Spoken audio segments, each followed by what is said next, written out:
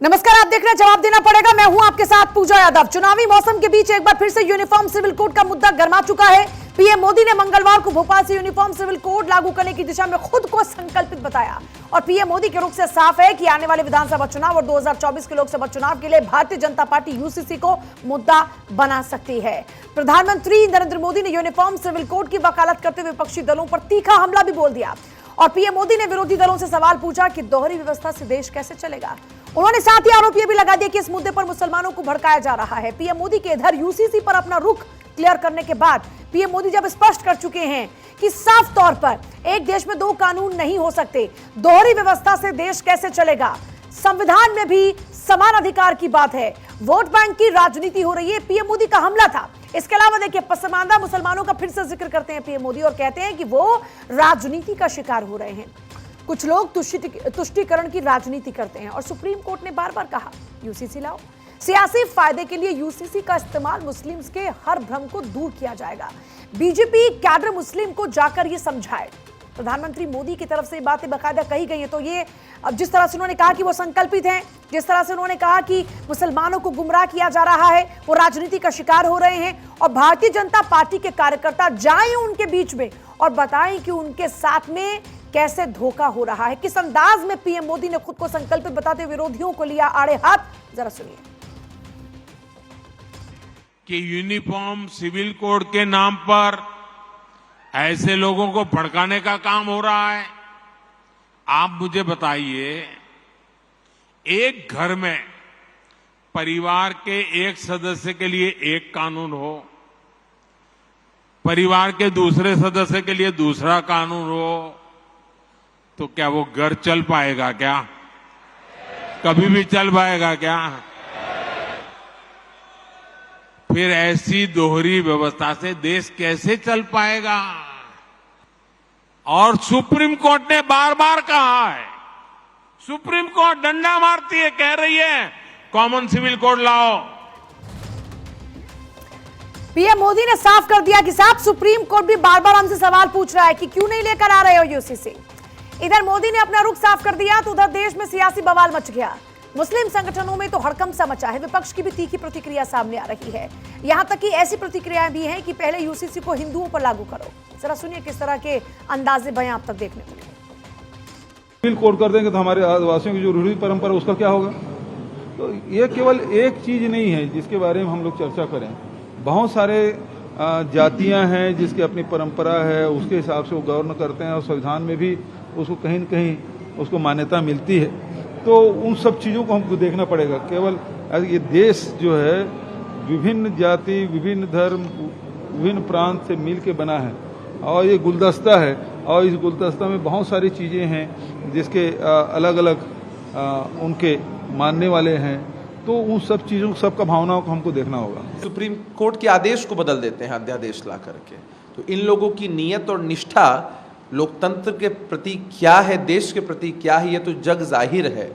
ये भले कोशिश कर ले कि जनता के बुनियादी मुद्दों से ध्यान भटकाकर किसी अन्य मुद्दे पर चुनाव लड़े, लेकिन इस बार के जो चुनाव होंगे वो जनता के बुनियादी मुद्दों पर ही होंगे। प्रधानमंत्री बात कर रहे हैं और हिमाचल प्रदेश में वहां पर एग्रीकल्चर लैंड नॉन हिमाचली नहीं ले सकता। चलो प्रधानमंत्री आप ले लो, अपनी वहां एग्रीकल्चर लैंड लेके दिखाओ। आप यूनिफॉर्म सिविल कोड की आप बात कर रहे, जाके ये बात प्रधानमंत्री पंजाब में बोलो। चलो पंजाब में बोलिए प्रधानमंत्री, आप जाकर बोलिए पंजाब में, सिखों से बोलिए कि यूनिफॉर्म सिविल कोड लेके आएंगे।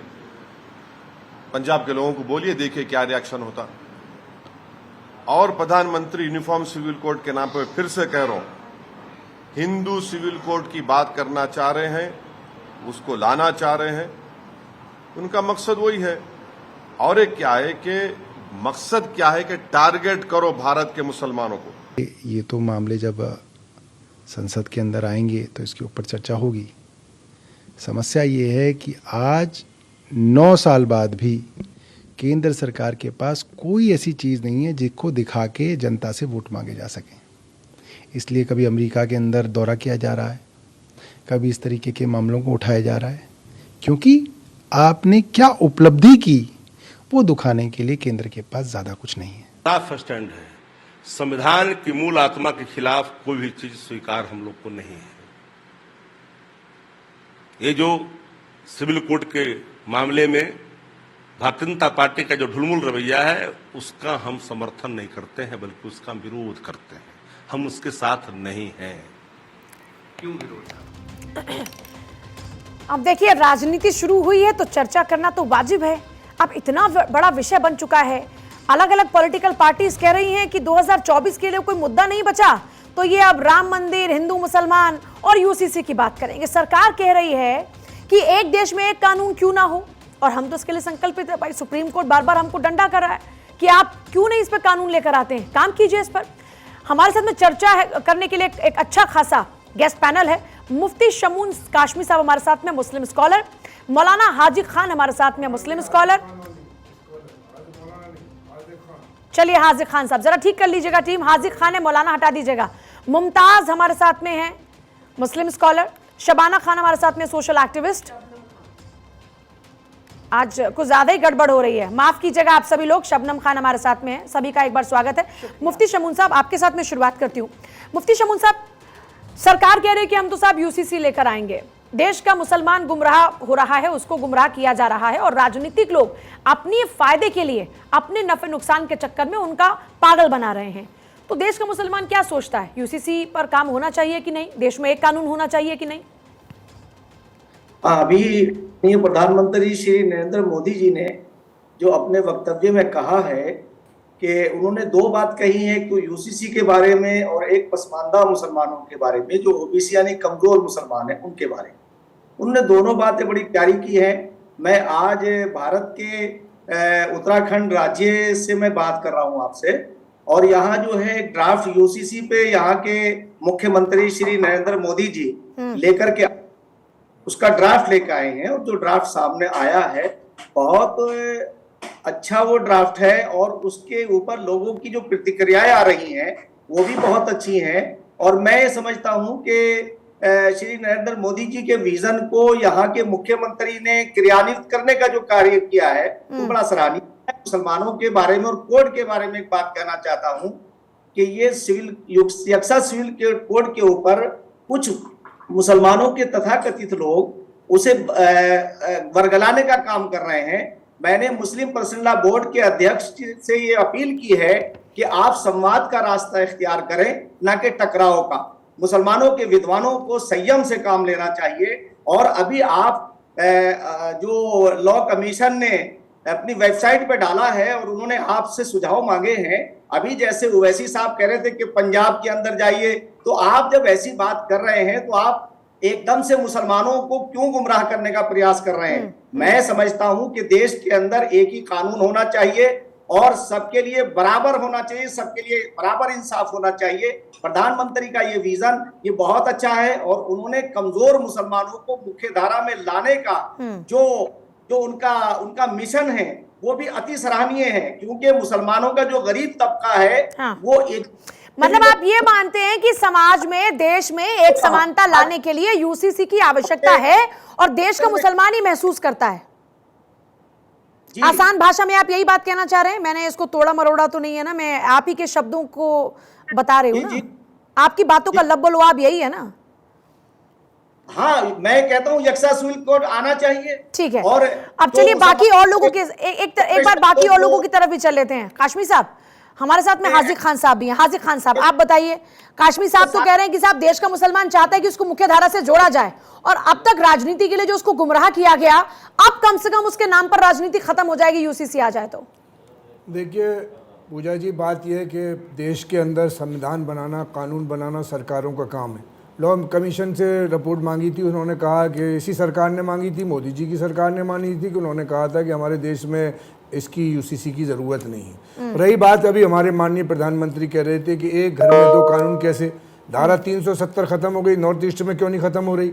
जैसा कि कहा जा रहा है कि उत्तराखंड में और हिमाचल में प्रॉपर्टी नहीं खर्च कर, दो तरह की बात कैसे कह रहे हैं प्रधानमंत्री? यहाँ गौडसे की और अपने भारतीय जनता पार्टी के नेताओं की वाह करते हैं पार्लियामेंट नहीं बनाने में, और प्रधानमंत्री जब बाहर जाते हैं तो गांधी जी की पूजा करते हैं। ये दो तरह की बात भारतीय जनता पार्टी कर रही है 9 साल की नाकामियों की वजह से। 9 साल में हम जो कह रहे हैं यूसीसी लाना है, तो देश में 8 मज़ाहिब के लोग रहते हैं, तमाम पार्टियां रहती हैं, सारे लोगों को बुला के डिस्कशन करना चाहिए। आप अचानक ऐलान कर देते हो कि नोटबंदी और जापान चले जाते हो, और 54,000 शादियां दिल्ली जैसे शहर में एक होती हैं और वो लोग परेशान होते हैं। हम ये कहते हैं किसान नहीं मांग रहे थे आपसे कि हमें हमारा कृषि कानून बनाइए, आप कानून बना रहे हैं। आप इधर उधर क्यों घूम गए? आपने सारे कंपैरिजन कर दिया। मैं आपसे एक सवाल पूछ रही हूं।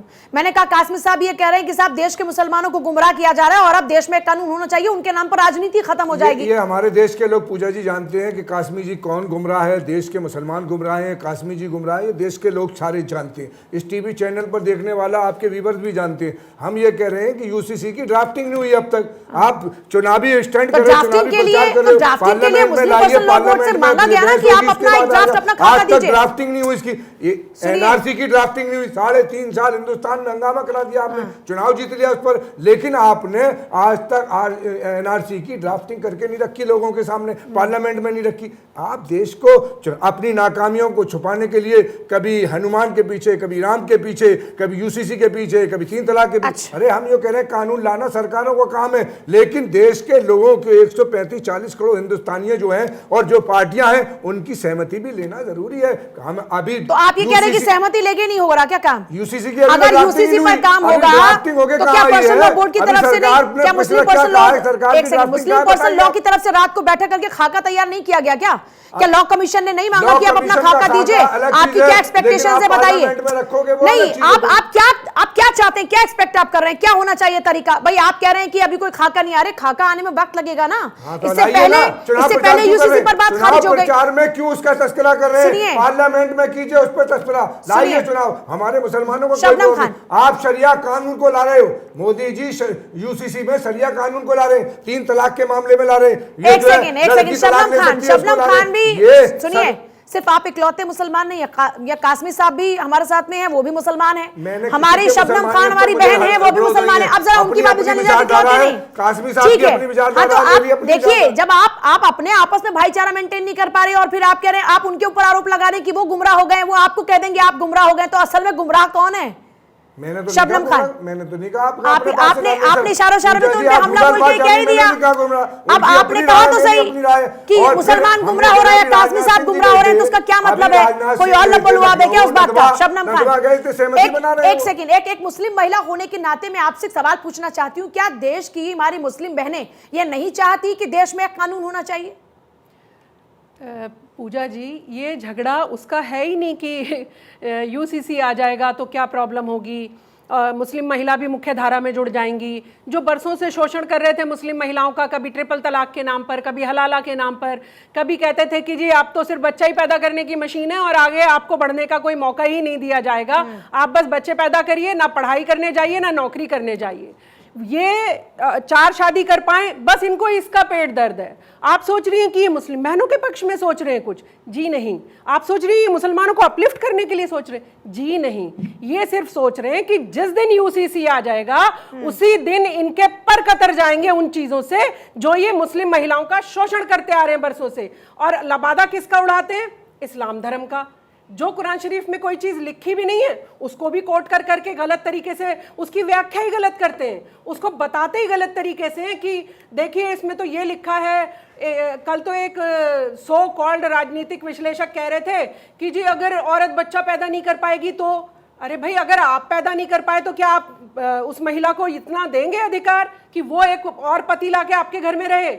नहीं, बस महिला का शोषण करने के लिए यूसीसी का अपोज कर रहे हैं, बाकी इनको किसी बात से कोई लेना देना नहीं। सीए पर भी हमने देखा था कि सीए पर भी इन्होंने मुसलमानों को बरगलाया, फुसलाया, बहलाया और लेकर आ गए सड़क पर, जबकि कुछ था ही नहीं उसमें। वो मसौदा जो हमारे सामने आया, हमने पढ़ा, हमारी कान आंख खुले, हमें ठीक लगा, लेकिन ये पता नहीं उसमें क्या पढ़ लेते हैं। ये मुसलमानों को सिर्फ वोट बैंक की राजनीति के लिए इतना भर खेलना चाहते हैं उनके साथ कि आप देश की मुख्यधारा से मत जुड़ना, आप तो सिर्फ हमारे पिछलग्गू बने रहो, ना जीवन में कभी आपको आगे बढ़ने दिया जाएगा, ना आपकी सोच को बड़ा होने दिया जाएगा। अरे हम भारतीय मुसलमान हैं, गर्व से कहते हैं पहले भारत है हमारा, मेरे लिए धर्म सेकेंडरी है, मैं पहले अपने देश को मानती हूं, लेकिन ये कहने में भी डरते हैं। आप पूछ लीजिए इनसे, बताइए मुमताज साहब, आप बताइए। नहीं, ये शबनम जी इसका जवाब देंगी। पूरी मोदी जी की कैबिनेट जो है उसमें एक भी मुस्लिम मंत्री नहीं है। क्या ये बराबरी? एक मिनट क्या, नहीं एक मिनट रुक जाइए, हम आपके बीच में नहीं बोले, देखिए हम आपके बीच में नहीं बोले, रुक जाइए, आप हमें जवाब दीजिएगा बाद में। पहले हमें बाद में जवाब दीजिए। 4 मुसलमान बात सुन लीजिए, पहले बात सुन लीजिए। 25 करोड़ मुसलमान है, एक भी मोदी जी की कैबिनेट में एक भी मंत्री नहीं है। क्या ये बराबरी की बात है? Number 1। Number 2, Maulana Azad education foundation की तरफ से जो स्कॉलरशिप दी जा रही थी गरीब बच्चों को, पसमानदा बच्चों को, वो बंद कर दी गई।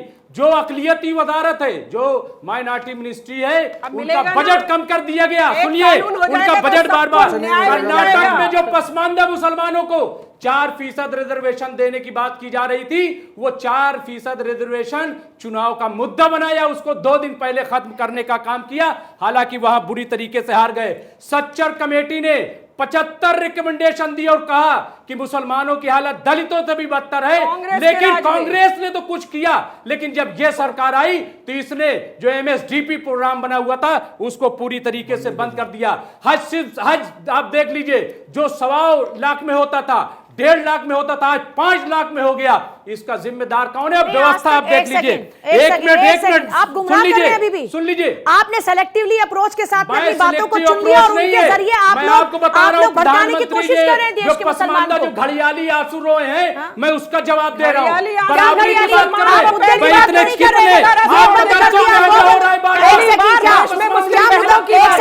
मैं आपको जवाब दे रही हूं। जिन मदरसों का आप जिक्र कर रहे हैं, क्या मदरसों को एक सेकंड मदरसों को रिकॉग्नाइज करने के लिए डॉक्यूमेंटेशन ना किया जाए? कुछ एक सेकंड, क्या मदरसों को टेक्नोलॉजी के साथ जोड़ना गलत है? एक सेकंड सुनिए, गुमराह मत कीजिए। एक सेकंड मुमताज साहब, आपने मदरसों की बात की, क्या मदरसों को टेक्नोलॉजी के साथ में ना जोड़ा जाए? कौन नहीं जोड़ रहा है? नहीं जोड़ा जाए क्या? क्या उसमें एडवांस एजुकेशन नहीं होनी चाहिए क्या? अगर हलवा तो आज तक क्यों नहीं कह दिया? उस हलवे को आपने क्यों नहीं पका लिया? जिस हलवे की बात आप कर रहे हैं, आज तक वो हलवा आपने क्यों नहीं पका लिया? आपने वो हलवा क्यों नहीं पका लिया? जो मौलानाओं को एक मिनट सुन लीजिए, पूजा जी पहले सुनिए, आप ही गुमराह कर रहे हैं बैठकर। सच्चाई तो आपके हिसाब से सच्चाई आप बता रहे हैं, आपकी सच्चाई अलग है और असल में सच्चाई अलग है। मेरी बात मैंने सवाल कुछ पूछा, आप अलग बात लेकर चले गए। मेरी बात का जवाब दीजिए ना पहले मुमताज साहब। जो शबनम खान ने सवाल उठाया, पहले उनका जवाब दीजिए ना। शबनम खान भी तो उसी धर्म से आती है, उसी मजहब से आती है। शबनम जी जो है वो नहीं, प्रधानमंत्री ने जो कहा है वो मैंने जवाब दिया। दूसरा, शबनम जी ने आज 9 साल में कैबिनेट में एक बार नहीं है तो आपने जिक्र कर दिया। इससे पहले जो कैबिनेट में रहे तब तो आपने जिक्र नहीं किया। जवाब दे देता हूं। देखिए, कॉमन सिविल कोड पे all India Muslim personal law board ने कल एक मीटिंग की है और उसने कहा है कि मैं एक ड्राफ्ट तैयार करूंगा और जो 22वें लॉ कमीशन के चेयरमैन हैं उनसे मुलाकात करूंगा। 21वां जो लॉ कमीशन था उसके चेयरमैन से भी बोर्ड मिला था और उन्होंने कहा है कि हम मिलेंगे और मिल के हम वो ड्राफ्ट पेश करेंगे। एक मिनट, पेश करेंगे। अब जब पेश किया जाएगा कितना उसमें लॉ कमीशन एक्सेप्ट करता है, कितना नहीं करता। एक एनजीओ हमारे मुसलमानों पर भारी है। हो गया, आपको लग रहा है एनजीओ ना, आपको एनजीओ लग रहा है, एनजीओ हमें चलाएगी। एक एनजीओ पूरे देश के मुसलमानों को चलाएगी। आपको पता ही नहीं है, मुसलमान क्यों पीछे घूमेगा? अरे यूसीसी की बात कीजिए। एक सेकंड मुमताज साहब, एक सेकंड, पता ही नहीं है। अरे सुनिए, मैं क्यों इसको क्या बताएं? एक सेकंड, एक बात बताइए मुझे। कानून को फॉलो करूंगी। मुमताज साहब, संस्था, मुमताज साहब, एक सेकंड, आप खुद इस बात का जिक्र कर रहे हैं। अरे सुनिए, हम उसके एक सेकंड, शबनम जी एक सेकंड। मुमताज साहब, आप खुद इस बात का जिक्र कर रहे हैं कि मुस्लिम पर्सनल लॉ बोर्ड की तरफ से बैठक बुलाई गई है, खाका तैयार किया जा रहा है। जब पूरी तवज्जो दी जा रही है, जब पूछा जा रहा है कि आप अपना खाका तैयार कीजिए, आपकी क्या एक्सपेक्टेशंस हैं? ऐसा तो नहीं है कि यहाँ पर डिक्टेटरशिप चल रही है कि साहब ये लिख दिया और ये ड्राफ्ट सरकार ने बना दिया, रातों रात खड़ा कर दिया कि साहब ये देखिए ये है यूसीसी।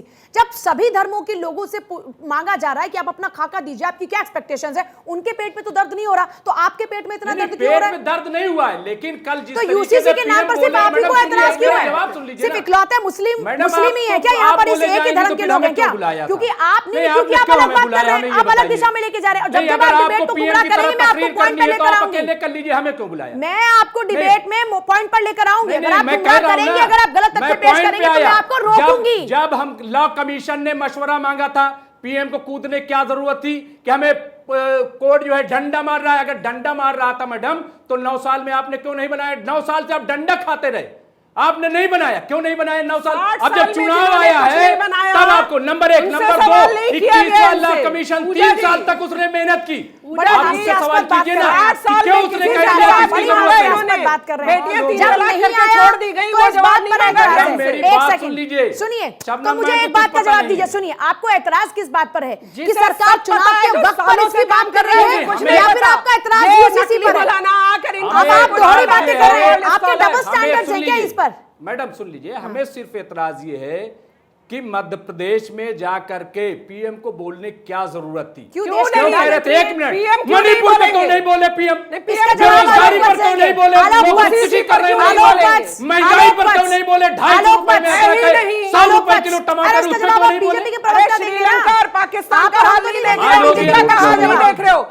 एक सेकंड रुकिए, एक सेकंड। आलोकवत आवाज पहुंच रही है क्या?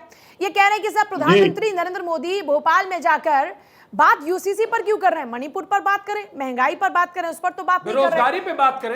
चुनाव में आपको डर लग रहा है इसलिए आप यूसीसी का हवा निकाल कर लेकर आ गए हैं, ये जिन आपके काम का, इसलिए आपने इसको कर्नाटक की तरह हार जाएंगे, वहां भी यही मुद्दा उठाया था यूसीसी का, हार गए। क्यों टेंशन ले रहे हो? एक सेकंड रुकिए ना, जवाब ले लीजिए, फिर तब तक ये सोच लीजिए कि आपको एतराज किस बात पर है, यूसीसी पर या फिर यूसीसी की टाइमिंग पर? जवाब तो लीजिए। यूसीसी हमारे मैनिफेस्टो में लिखा हुआ था, एक एक करके हम सबको लागू कर रहे हैं। अब यूसीसी भी लागू होगा, और यूसीसी के तहत जिस तरीके से सबसे ज्यादा अगर लिबरेट यूसीसी के तहत कोई होगा तो वो है मुस्लिम महिलाएं, जिनको इन्होंने दबोच के रखा हुआ है। सिर्फ एक बच्चा पैदा करने की मशीन के अलावा कुछ नहीं समझते हैं। ये कह रहे हैं इतनी बड़ी बड़ी बातें। इनसे पूछिए कि सबसे बड़ा मुल्क है इंडोनेशिया, जहां मुसलमानों की तादाद विश्व में सबसे ज्यादा है, वहां पर दूसरी शादी अलाउड नहीं है। वो मुस्लिम देश नहीं है क्या? क्या वो शरीयत से नहीं लागू होता है उसके ऊपर? यहां पर इन लोगों ने जबरदस्ती दकियानूसी विचार के अंतर्गत ये सारी चीजें रखी हुई हैं। न ये जमीन में अधिकार देंगी, न ये पैतृक संपत्ति में अधिकार देंगी, न ये मैरिज एक्ट में, न ये डिवोर्स एक्ट में। 5 नाम अपने आसपास के बता दें जिन्होंने 5 शादियां 4 शादियां कर रखी। बताएं। यहाँ पर एक पढ़ी लिखी मुस्लिम महिला बैठी हुई है, पूछिए उनसे क्या दूसरा शौहर एक्सेप्ट करेंगी? वो इनके लॉ के मुताबिक पूछ लीजिए 5 नाम जरा करेंगी। तो आप ये कह रहे हैं कि नहीं होती 4 शादियां? अब लिबरेट हो गई है महिलाएं। आप उनसे ये क्या सवाल पूछ रहे हैं? आप बताइए 4 शादियां होती है कि नहीं होती? होती है कि नहीं होती? बता दीजिए। होती आप पहले बताइए होती है कि नहीं होती? हाजिर साहब चलिए आप बताइए होती है कि नहीं? हिंदुस्तान भर में, हिंदुस्तान में हिंदुस्तान में 4 शादियां नहीं की, 3 शादियां नहीं की, 2 शादियां नहीं की, नहीं की क्या? 2 शादियां, 3 शादियां, 4 शादियां नहीं? अधिकार है कि नहीं? बदनाम करना है। अच्छा, आप कह रहे हैं कि यहाँ पर किसी ने शादी की नहीं? 4 समझिए तो अब मैं बताता हूँ जरा कंडीशन क्या है। 1 मिनट पूजा जी थी, 1 मिनट। कुरान ये कह रहा है कि आदम की औलाद तुम्हें जो औरतें पसंद हो तुम उनसे 1 1 2 2 3 3 4 4 निकाह कर सकते हो, बशर्ते, फिर अल्लाह शर्त बशर्ते कि उनके साथ एक सा मामला करो। अगर ये नहीं कर सकते तो तुम्हारे लिए बेहतर है कि एक ही निकाह करो। जबरदस्ती नहीं थोपो इस्लाम को, जानते हो नहीं? अब बेवजह बैठ गए और देश जो चाह। अरे आपके यहाँ होती थी पांचाली, हमारे यहाँ नहीं होती। हमारे यहाँ इस्लाम ने एक ही शादी की कहा है। अगर तू नहीं रख सकता 2 को तो 2 के लिए तेरे को अधिकार नहीं है। आप जबरदस्ती कर एक इजाजत दिए इस हद में आगे। पांचाली देखी आपने? कितनी पांचाली देखी आपने? जब आप पांचाली कहने में क्या पांचाली का धर्म जाना आपने? पांचाली का सत्तर शहर जाना आपने? पांचाली ने किस तरह से उस व्रत का पालन किया वो जाना आपने?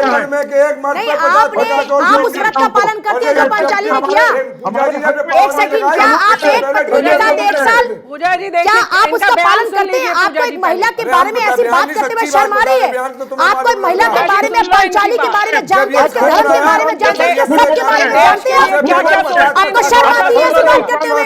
आप उस धर्म का पालन करते हैं क्या जो पांचाली ने किया? 1 सेकंड, आपने पांचाली पर सवाल दागा। आप उस पांचाली की तरह धर्म का पालन करते हैं, सत का पालन करते हैं, 4 बीवियां रखते हैं, तो क्या आप ऐसा होता है कि 1 साल? में 1 साल भी नहीं बता सकते? सुनिए, आप खुद इस बात की सुनिए, कोई भी धर्म महिलाओं को बराबर का, एक सेकंड, महिलाओं को बराबर का हक देता है। एक सेकंड सुनिए, पहले बताइए मुझे, धर्म की बात करते हैं तो जरा बताइए, क्या किसी भी धर्म के अंदर पुरुष और महिला को बराबर का हक है कि नहीं? उस पर जो थूकेगा उसके मुंह पर जो थूकेगा, बराबर का हक है कि नहीं महिलाओं को बराबर का हक है कि नहीं? ये कैसा धर्म है फिर जिसका आप जिक्र करें, जिसमें पुरुषों को अधिकार है कि तुमको जो अच्छा लगे आपको औरत अपनी बीवी बना लो? आप इसकी वकालत करते हैं कि तुमको जो भी अच्छी लगे उसको अपनी बीवी बना लो। क्या बात समझना है नहीं?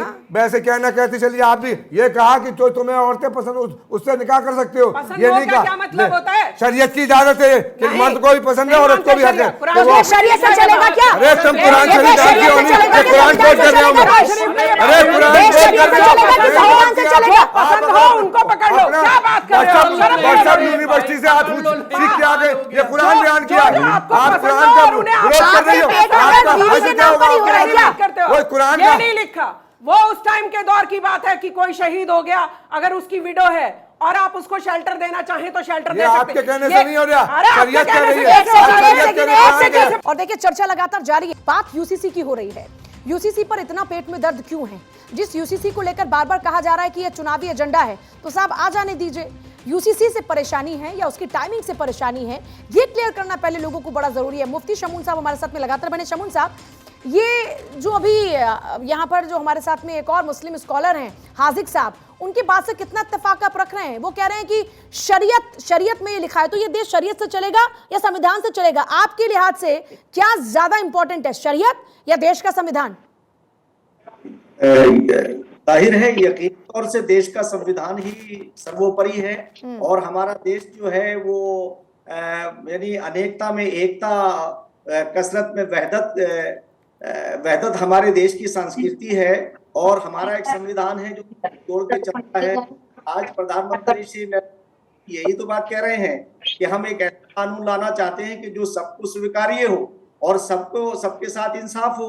तो इसमें मैं समझता हूं कि जो लोग वावेला मचा रहे हैं, ये लोग इन लोगों को वावेला नहीं मचाना चाहिए। अभी मैं जैसे कह रहा था कि यहाँ उत्तराखंड के अंदर पुष्कर सिंह धामी जी, मुख्यमंत्री उत्तराखंड, वो एक ड्राफ्ट लेके आए हैं और उन्होंने उस ड्राफ्ट को के जरिए से जो चीजें सामने आई हैं। शमून साहब ये बताइए, आपको कोई परेशानी नहीं आई ना यूसीसी से ना यूसीसी की टाइमिंग से? आपको ये यूसीसी क्यों पसंद आ रहा है? बहुत एक कदम है जी। यूसीसी आपको क्यों अच्छा लग रहा है? ऐसा इसमें आपको क्या खास दिखता है?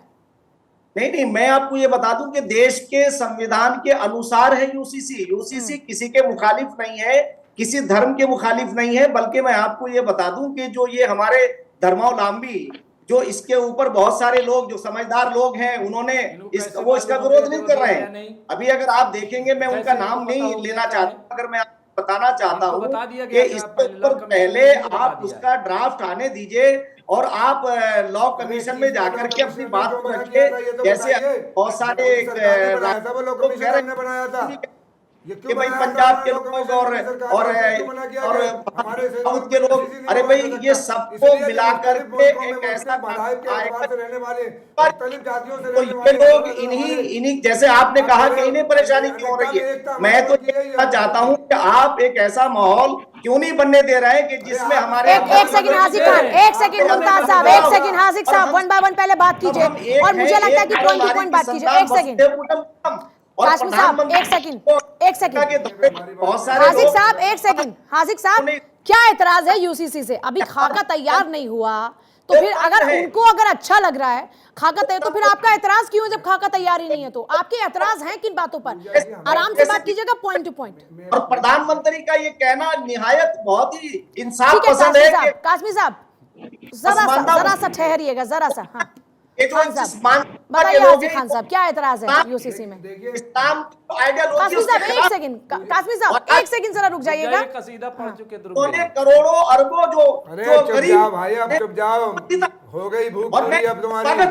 आप उनको ये किस लहजे में बात करें? वो आपको भी यही बात करेंगे, फिर आपको अच्छा लगेगा क्या? चाटने वाले दूसरे। एक सेकंड रुकिएगा, ये काम मेरा है ना, ये काम मेरा है ना, ये काम मेरा है ना। आप तो बैरभाव रख रहे हैं, आप तो बैरभाव रख रहे हैं उनके साथ में। एक सेकंड कासमी साहब, एक सेकंड जरा सुन लीजिए। यहाँ पर हूँ उसको हैंडल करने के लिए मैं। खान साहब, अगर आपको मौका दिया तो उनको खामोश कराने के लिए भी मेरे पास तरीके हैं ना। बोलिए खान साहब। देखिए पूजा जी, बात यह है कि अब तक ना तो मुसलमान संगठनों की तरफ से, ना पर्सनल लॉ बोर्ड की तरफ से, ना किसी की तरफ से कोई विरोध अभी यूसीसी का नहीं हुआ, क्योंकि अभी उसकी 21वें लॉ कमीशन ने कह दिया था कि हमारे मुल्क में यूसीसी नहीं लागू होना चाहिए। ये मोदी जी ने बनाई थी, हमने नहीं बनाई थी वही लॉ कमीशन। अब 22वें लॉ कमीशन ने सारे लोगों से राय मांगी है, और उसमें अभी राजनाथ सिंह जी वहाँ लखनऊ गए थे नदवा, और बातचीत चल रही है। और मैंने उसकी जो थोड़ी सी जो देखी है ड्राफ्टिंग का उसमें मुझको ऐसा लगता है कि मोदी जी इस्लामी कानून को यूसीसी के तहत लाने की चर्चा कर रहे हैं। जैसे तलाक का मामला है, जैसे औरत कुछ तलाक ले सकती है,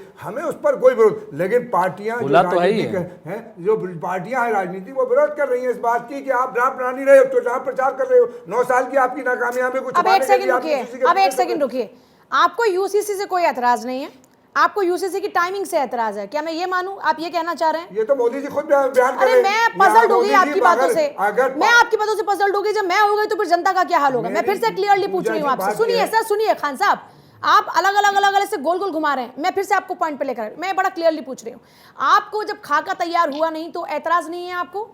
यूसीसी से कोई एतराज नहीं है आपको? हिंदुस्तान के मुस्लिम लोगों को नहीं, यूसीसी से आपको कोई एतराज नहीं। आपको एतराज ये है कि भाई मोदी सरकार इतना ज्यादा इसका प्रचार क्यों कर रही है? मैं सही कह रही हूँ? देखिए मोदी जी जो है, हम ये कह रहे हैं 9 साल में सरकार उनकी थी, अरे सर, यूसीसी लाने में उन्होंने देर करी, डंडा तो मार अब जल्दी आ जाना चाहिए ना। तो आपको सरकार से ये कहना चाहिए कि जल्दी लाइए, रोटी हासिल करना चाहते। तो आप इसी डिबेट में 4 बार बदल गए, आप इसी डिबेट में 4 बार बदल गए आप खान साहब, नहीं चाहते उसको, क्या क्रेडिबिलिटी रह जाएगी? 4 बार बदल गए इसी डिबेट में।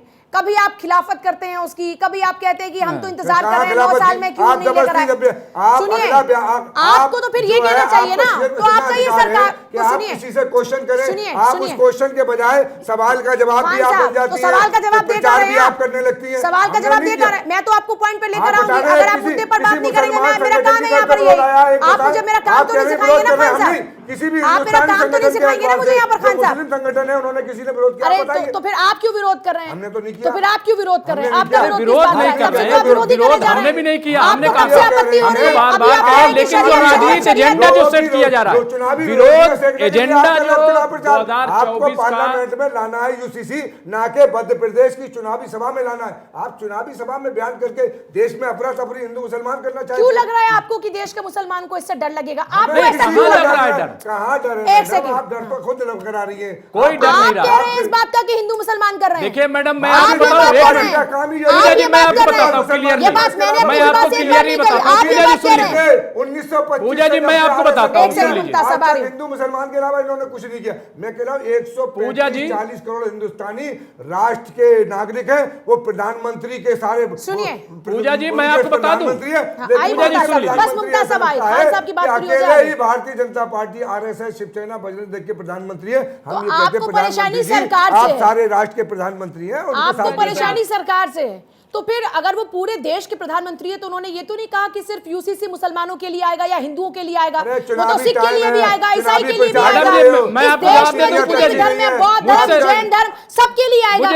सबको विरोध नहीं कर रहा, आपके कहने की लेट हो गया, जल्दी लेकर आओ, तो जल्दी लेकर आओ, तो जल्दी की आने की बात करनी चाहिए। क्यों कह रहे हैं आपकी सरकार राजनीति? आप बोलना चाहिए कि सरकार जल्दी लेकर आए। पूजा जी मुझे 1 मिनट का मौका इंतजार कर रहे हैं मुमताज साहब। अरे खान साहब, आप तो बहुत गुमराह कर रहे हैं मुमताज साहब। हाँ, मैं ये कह रहा हूं मैडम कि जरूर सरकार यूसीसी लाए और मुस्लिम पर्सनल लॉ बोर्ड भी अपना मशवरा देगा, जो नियम उनको लगते हैं कि ये ज़रूरी है वो पॉइंट वहाँ रखेगा। 1 मिनट, लेकिन मैं ये कह रहा हूँ कि जिस तरीके से नोटबंदी जल्दबाजी में लाई गई, देश तबाह हुआ, जिस तरीके से जीएसटी जल्दबाजी में लाया गया, उससे नुकसान हुआ, जिस तरीके से लॉकडाउन जल्दबाजी में किया गया उससे नुकसान हुआ, उसी तरीके से जल्दबाजी में अब यूसीसी लाने की ज़रूरत नहीं है। अगर जल्दबाजी में यूसीसी लाया गया तो मैं कह रहा हूं कि फिर एक झटका देश को लगेगा।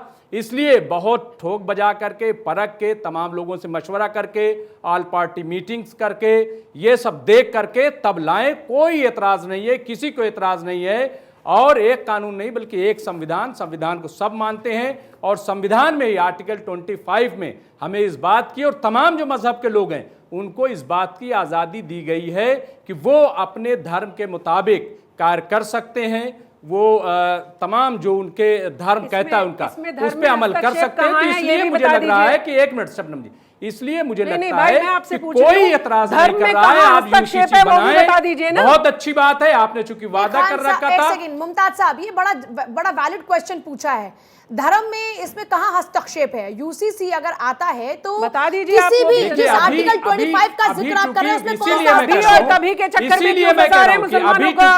मुस्लिम पर्सनल लॉ बोर्ड अभी देगा अपना जो ड्राफ्ट है वो देगा, उसके बाद जब लॉ कमीशन, एक मिनट पूजा जी, जब लॉ कमीशन ड्राफ्ट तैयार करेगा तब तो कोई बताएगा कि हस्तक्षेप है नहीं है क्या है, अभी तो उस पर डिस्कशन होगा। लेकिन ये जो मोदी जी कल जिस तरीके का चुनावी एजेंडा सेट कर दिया है, एतराज इस पर है कि वो बार बार चुनावी एजेंडा, देखिए जब उत्तराखंड का चुनाव हुआ तब उन्होंने कहा, जब कर्नाटक का चुनाव हुआ तब कहा, जब गुजरात का हुआ तब कहा, भाई बार बार जो है बस कह रहे हैं, कहते जा रहे हैं। एक सेकंड, हाँ बोलिए शबनम जी।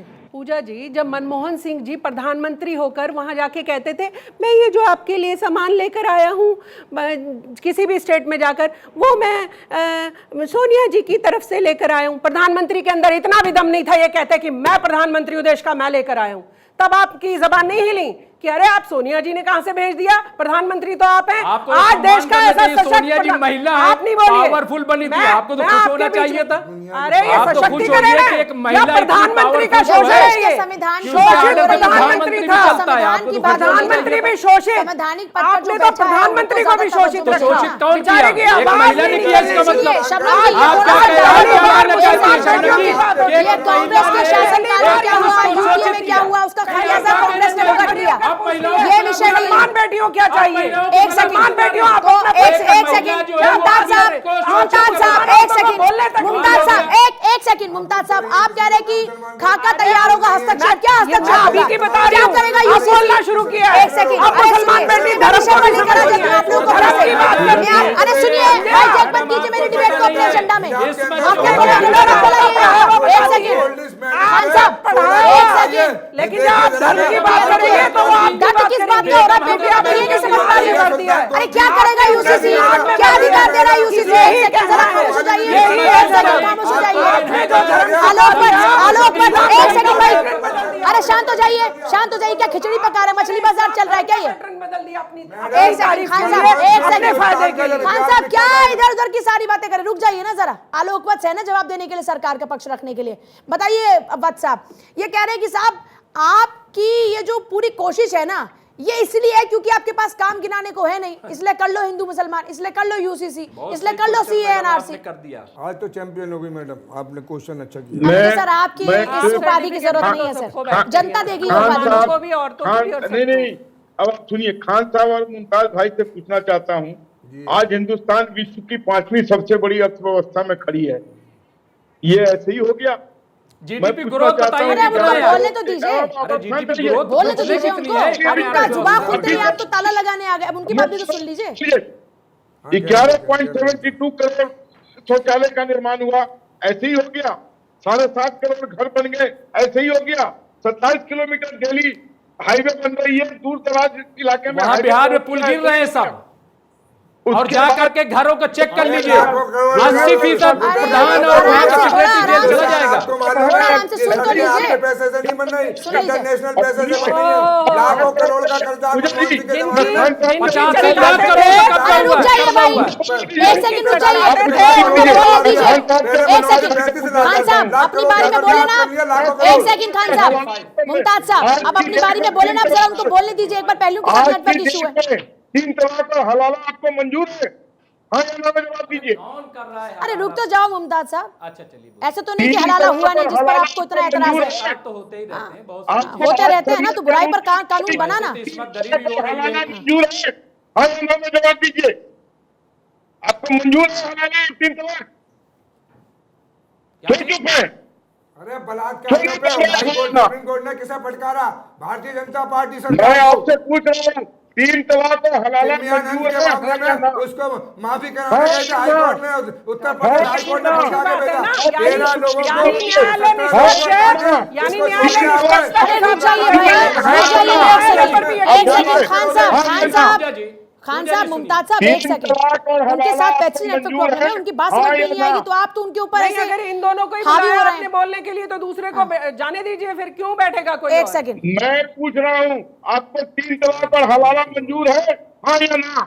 वो भी विदाउट लॉजिक बातें ऐसा करते है, हैं। आप बिला वजह की बात कर रहे हैं। अब 3 तलाक पे तो कानून बन मैं गया बिना है। वजह की बात कर रहा हूँ। नहीं, हलाला तलाक के के कम तलाक कानूनी के बन गया, 3 उसकी तलाक, बात एक छोड़ सेकंड रहे शबनम हैं। खान, तो ये तो तलाक में भी 3 तरीके का तलाक है, जिसमें सिर्फ अभी तो एक ही तरह के तलाक वाले पर कानून बना है।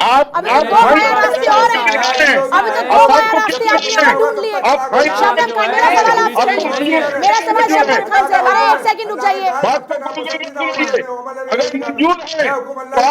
हलाला में तो कभी आपकी जुबान नहीं खुली, हलाला के खिलाफ तो कभी नहीं बोले आप नहीं बोले हलाला के खिलाफ, महिलाओं पर अत्याचार हुआ तो नहीं बोले आप। वो आपको अच्छा लग रहा था, अच्छा लग रहा था आपको जब महिलाओं के ऊपर अत्याचार होता था, अच्छा लग रहा था आपको। मेरे पिता के साथ हलाला होगा, मेरे पिता के साथ हलाला होगा, बहुत अच्छा लग रहा था आपको, तब तो आपने इतना विरोध नहीं किया। सुनिए, एनसीआरबी की एक सेकंड रुकिए, मेरा सवाल अभी शबनम खान से है, रुकिए जरा। अरे सुनिए, मुझे क्राइम में समझाइए, उस क्राइम के खिलाफ भी कानून है, लेकिन आप जो वैलिड तरीके से कर रहे हैं उस पर भी बात कीजिए ना। मेरा सवाल शबनम खान से है, मैं शबनम खान से बात कर रही हूँ, एक सेकंड, मैं शबनम खान से बात कर रही हूँ अभी, प्लीज शबनम खान। ये दोनों शबनम खान है शायद। मैं कह रही हूं कि क्या 3 तलाक, मैं कह रही हूं एक बेटी को भी दिया जाता था इंस्टेंट ट्रिपल तलाक, तो आपकी जिम्मेदारी क्या थी? एक भी मुसलमान मौलाना को आपने ये कहते सुना? मैंने ये कहते तो सुना, कुरान शरीफ में लिखा नहीं है, लेकिन कह दे दिया तो हो गया। भाई एक चीज हमारी किताब में लिखी नहीं है तो देने के बाद हो कैसे गई? कितनी आवाज उठाई? आप सुन लो भाई, सुन लो खान साहब, आप तो भैया को यही दबा रहे हैं, उसकी आवाज को दबा रहे हैं। स्कॉलर्स ने कितनी आवाज उठाई उसके लिए? हलाला कह रहे नहीं होता था, क्या बात कर रहे हैं आप अपना रिकॉर्ड अगर चेक करेंगे ना, अपने दिल और दिमाग का ही रिकॉर्ड चेक कर लीजिए। मैं तो ये वाले का भी रिकॉर्ड की बात नहीं कर रही हूं, थोड़ा दिल में ही झांक के देख लोगे तो उन बेटियों का दर्द नजर आ जाएगा। वो वाली बेटियां जो 21 साल की थी, 2 बच्चे थे, हाथ पकड़ के खड़ी थी सड़क पे, और उनके पास ना मां के पास जाते बन रहे, ना ससुराल वाले रखेंगे। और आपको पता है पूजा जी, पति का तो पति तो टेंशन ही नहीं लेता था, मैंने तो तलाक दे दी, अब भाड़ में जाइए, आप कहीं भी खड़ी रहिए, माँ बाप ले जाएं तो भी, नहीं तो सड़क पे ही रोती रहिए। ये देखा है इन्होंने दर्द? नहीं देखा। इनको बस इस्लाम का लबादा ओढ़ के ना या झूठी बातें करके उन मुसलमानों को बरगलाना है जो बेचारा घर में बैठा है, जो बेचारा 2 जून रोटी के लिए मशक्कत कर रहा है, उनको भी कोई फायदा नहीं पहुंचाते हैं। इतनी बेटियां रोती हैं, हम तो हजारों की मदद करते हैं। एक लड़की का नाम बताइए कि मैं फलानी वाली बहन के लिए फलाना वाला काम करने गया था, बताइए सर 10 सेकंड में जल्दी से, कितनी लड़कियों के लिए खड़े हो गए आप? इनके बारे में जानकारी नहीं, हमें अपने बारे में बताएंगे। हम 15 साल तलाक पे और कंप्रोमाइज में बैठे, आज तक तलाक होने वाले मामले में नहीं बैठे। इन्हें तो मालूम, हमारे यहाँ पंचायत होती थी पूरे शहर की, पूरे शहर के 10 MLA, अरे कितने स्कॉलर, कितने मौलाना इसके खिलाफ आवाज उठाने लगे। जितना अभी प्रेस करोगे हमारी थोड़ी ना है यहाँ पे। बहुत शुक्रिया, मेरे पास वक्त नहीं, माफी चाहूंगी। बहुत शुक्रिया सभी का चर्चा में शामिल होने के लिए। देखिए, इस देश में एक संविधान है, इस देश के हर नागरिक को जब बराबर अधिकार मिलता है तो उसकी जिम्मेदारी भी संविधान बराबरी की लेता है। सभी का शुक्रिया।